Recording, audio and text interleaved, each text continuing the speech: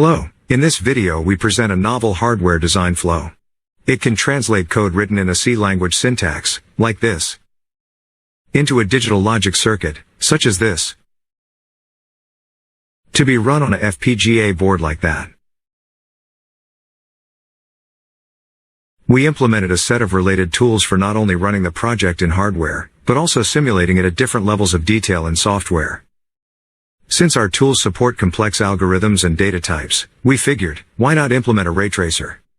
It needs quite complex math and logic. For each pixel on screen, a light color needs to be calculated with a physical model of the scene's object. All with the challenge of running it in real time. We were able to do it. Indeed, we made a complete interactive ray-traced game, just as a circuit. No CPU is involved for rendering or for running the game logic, nor a RAM needed to store variables. To produce this image, we start by compiling the sources with a regular C++ compiler. It takes just a second. It runs in real time in full HD, and the game is smoothly playable on a PC.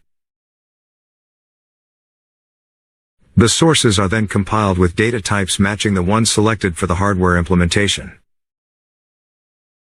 Rendering is a bit slower, but the effects on precision reduction can be quickly evaluated.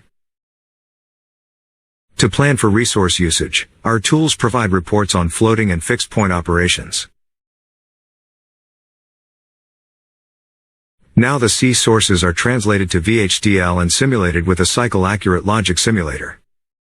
This is a preview of how the project will actually perform in hardware.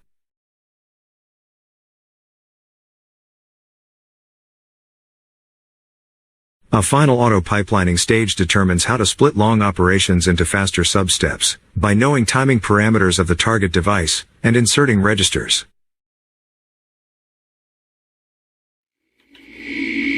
The player can both win and lose. We compared our FPGA platform with a modern CPU for PCs. The CPU is a 8-core 16-threads chip, of up to 4.4 GHz, built on a 7nm process. The selected FPGA, since of a smaller die size and a larger silicon process, has about an order of magnitude less transistors and related silicon elements than the CPU.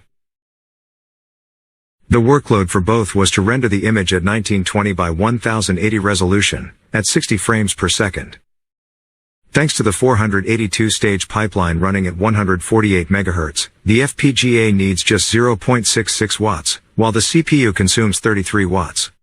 This is even while the CPU's 7nm process node is several times more power efficient than the FPGA's 28nm process. This is a 50 times improvement, implying that, if given the same power budget, the FPGA would perform 50 times faster.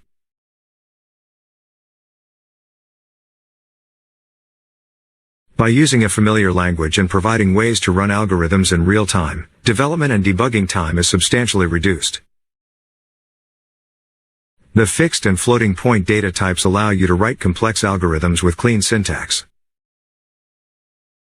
The automatic pipeline enables high frequencies to be achieved and power consumption can be significantly reduced.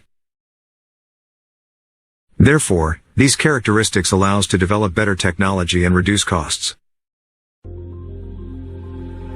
Thanks for watching and feel free to reach out with questions.